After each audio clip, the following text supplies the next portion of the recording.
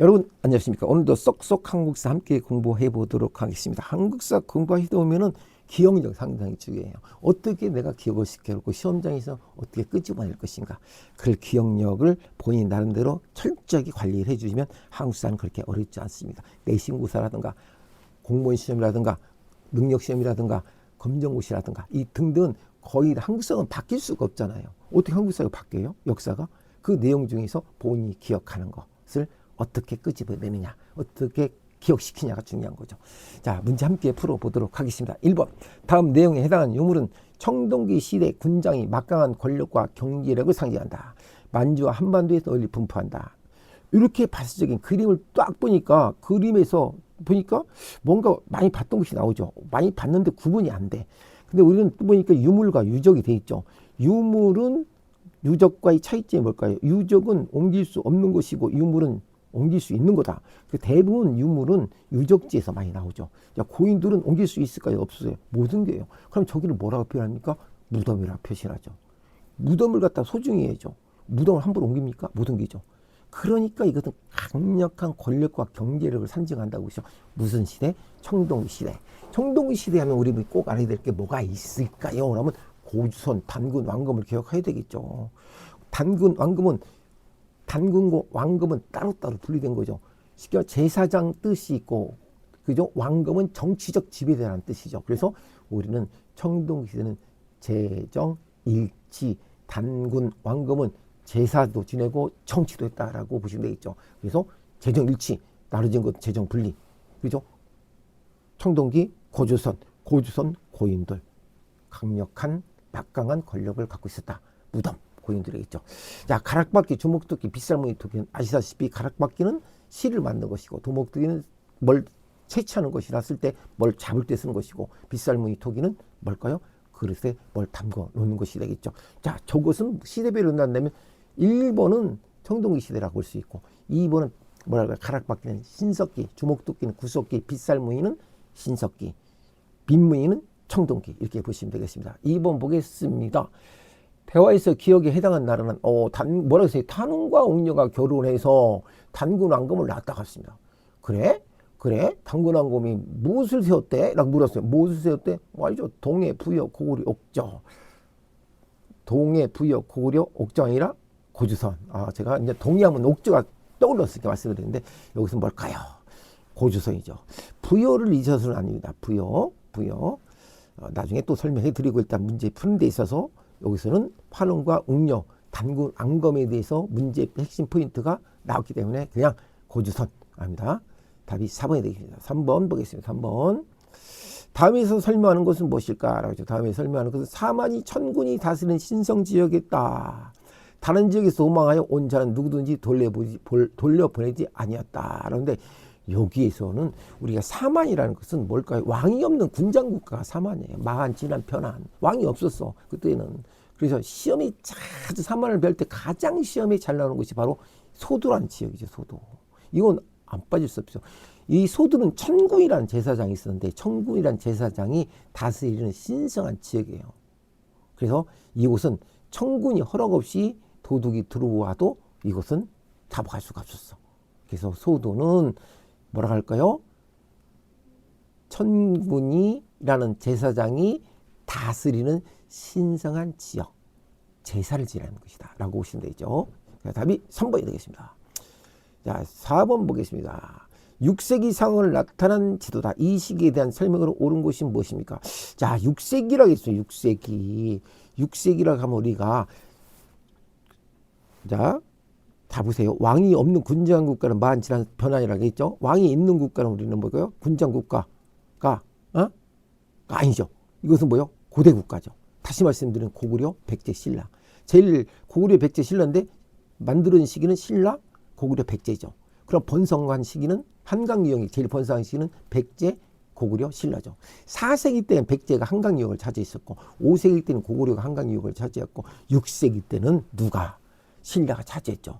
그러면 여기서 좀 시대별로 물어본 거죠. 소수리망 뭐 나오죠. 소수리망, 일본의 소리망 광기토 대왕의 요동 장악, 진흥왕의 한강 유역 차지, 근초광이 고구려 공격, 평양성 공공 나왔죠.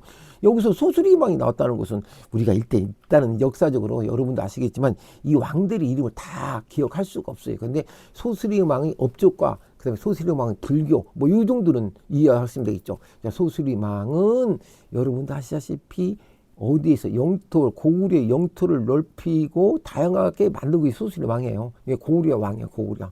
여기서는 아까 말씀드린 신라라고 얘기했으니까 이것은 소수리왕은 고구려 왕이 아무래도 해당사항이 있죠. 광개토 대왕은 어떻게 될까요? 광개토는 북진정책을 썼다. 아시면 되겠죠.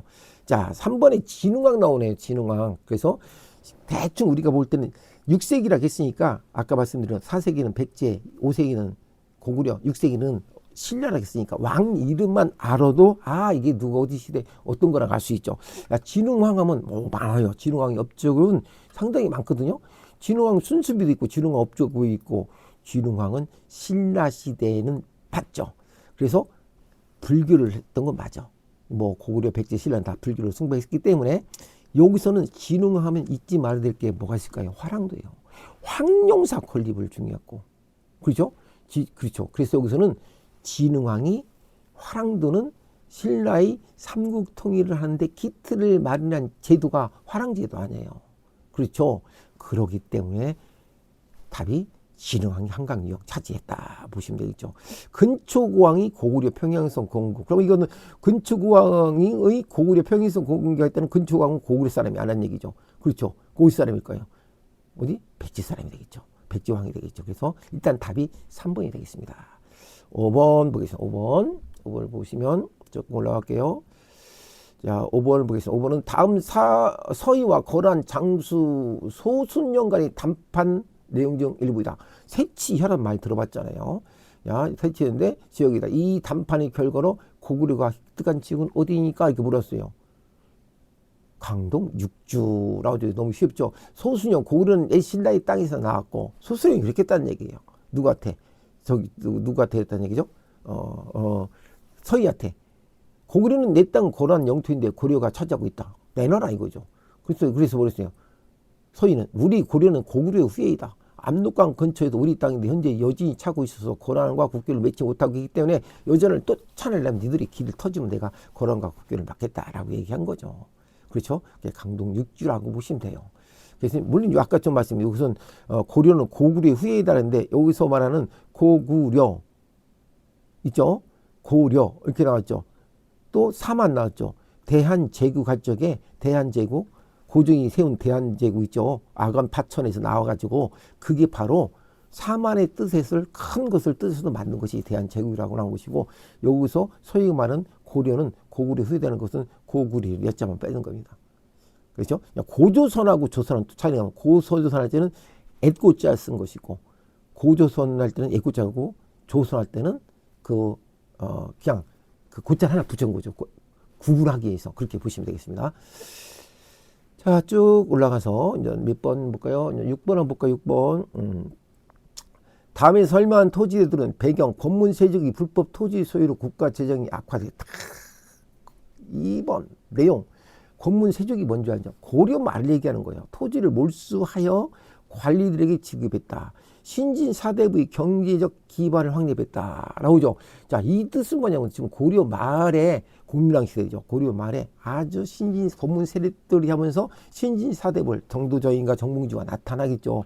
그럴 때 나타나는 것인데 이 내용이 뭐냐라고 물은 거죠. 어떤 것을 실시한 것을 물어봤어요. 그죠? 그러니까 요 지금 얘기에서는 신진사대의 경제적 기반을 마련해 줬다라고 하죠. 과전법은 토지제도의 명칭이에요. 그러니까 고려 말에 과전법을 통해서 권문세족의 경제 기반을 무너뜨리려고 했던 것이 뭐냐? 과전법이라는 거예요. 그래서 이것을 어떻게 될까? 불법 토지 소유라고 했지만 사실상 고려 말에 과전법을 통해서 권문세족의 경제 기반을 무력터 버리려고 했던 것이 바로 과전법이라고 보시면 되죠. 뭐 과전법은 토지제도의 명칭이다. 그런데 여기서 답을 본다면은 권문세족이 뭘 뺏어야 될 거 아니에요. 뭘 통해서 뭔 제도가 있어야 될 거 아니에요. 그게 과전법이라는 거죠. 그죠? 답이 3번이 되겠습니다. 자, 7번 보겠습니다. 무엇은 서경으로 천도할 것을 건의하고 왕을 황제로 칭하고 금을 정벌할 것을 주장했다라고 해서 야, 이게 지금 여러분 아시겠지만 이게 시험에 나오는 거예요. 황제를 청해다라고 했어요. 그래서 여기가 여러분들이 누가 무엇을 이뤘는지 아는 난중에서 우리 난이는 많이 나오거든요. 난중에서 묘청의 서경천두론이라는 것은 그냥 단어 한꺼번에 외우셔야 돼. 묘경의 천두령 이렇게 외우셔야 돼. 묘청의 서경천두론, 묘청의 서경천두론. 서경으로 소두를 옮기면 금나라의 황복을 받아낼 수 있다고 국가의 중심국가가 될 수 있다는 묘청의 주장이죠. 그러니까 묘청의 주장. 그래서 묘청의 주장인데 이 도시를 얼동기나 서경이라는 것은 저쪽 그 개경 위쪽에 있는 거거든요. 저 위쪽에 있는 건데 그 묘청이라는 사람이 그 서경천돈을 건의해서 왕을 황제로 칭하고 금을 정벌할 걸 주장했다라고 얘기한 것이 바로 이 묘청이 난이다라고 보시면 되겠죠.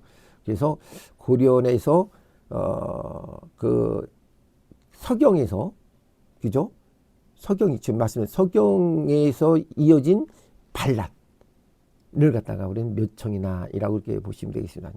그래서 그 출발점인 묘청이나로 불리게 하지만 사실상 뭐 더 깊게 들어가면 반란거의 순회는 다른 사람이에요. 조광이라는 사람이었는데 일단 여기서는 다시 묘청이라고 정했습니다. 시험에 외울 때는 이건 묘청의 서경천도 이렇게 외우시면 되겠습니다. 문제 외울 적에는 나중에는 이제 고려 왕실이 반란을 진압하죠. 그래서 그 반란 가담자에 대한 어떤 가혹한 처벌을 내리고 뭐 이렇게 하죠. 무신정변 원인을 제공하게 됩니다.